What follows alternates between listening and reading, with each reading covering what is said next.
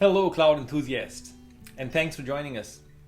In this video, we will show you how to build a sample application using AWS Cloud Development Kit, or in short, AWS CDK.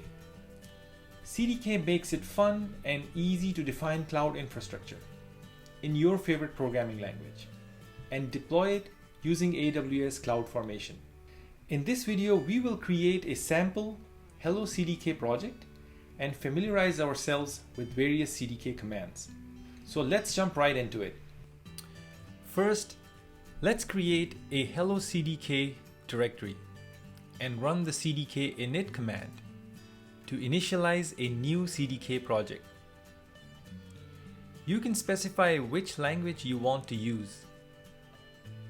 TypeScript is a good option because you can cross-compile it into other languages.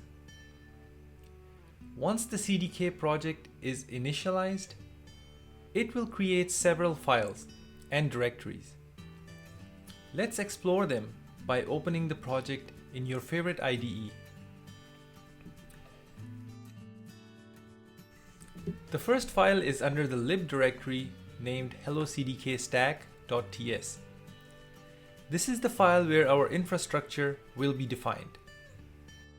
The next one is under the bin directory with the name hello-cdk.ts. This is the entry point for our CDK application and defines all the stacks that are part of this application.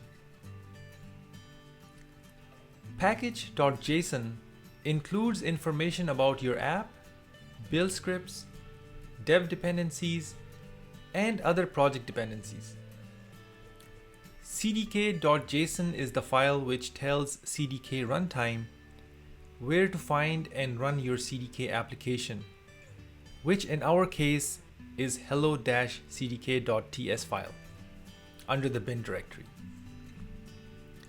tsconfig.json is where your project's TypeScript configuration is defined.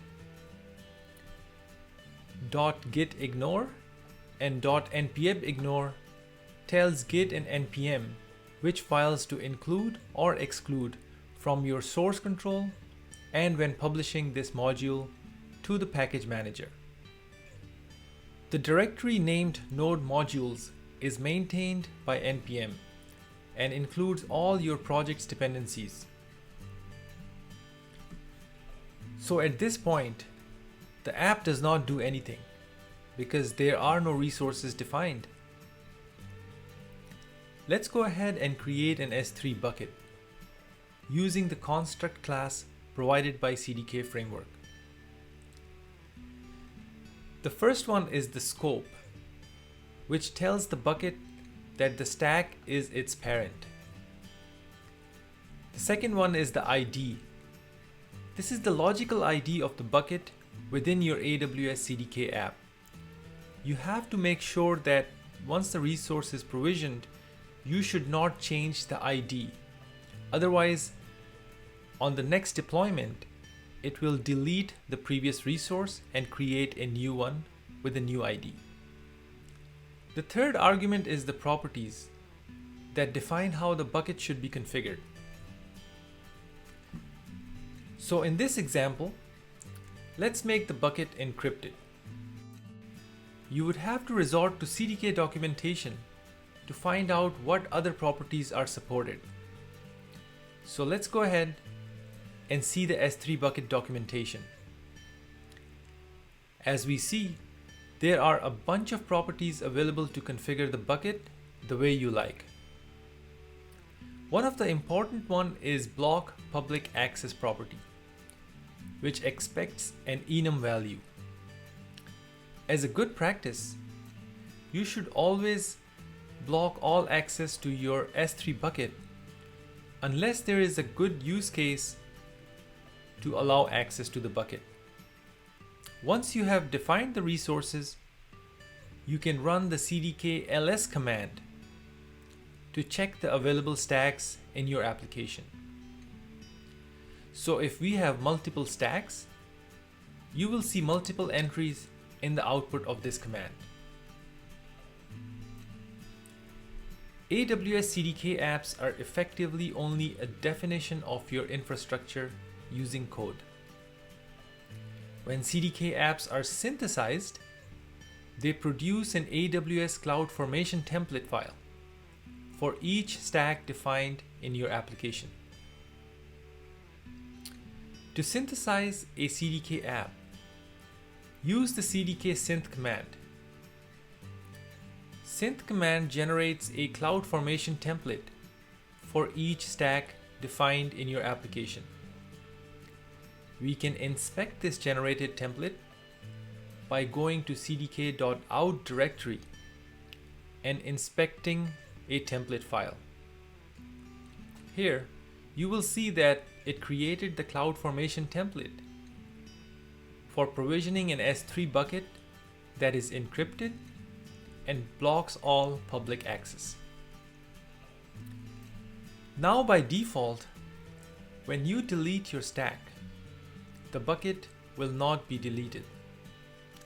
That is controlled by delete and update policy properties. Let's suppose in this example, we want to delete the buckets when the stack is deleted.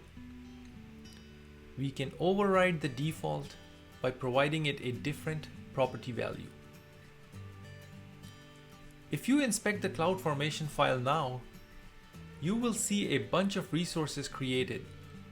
Some of them are lambdas responsible for deleting the objects inside the bucket if it is not empty.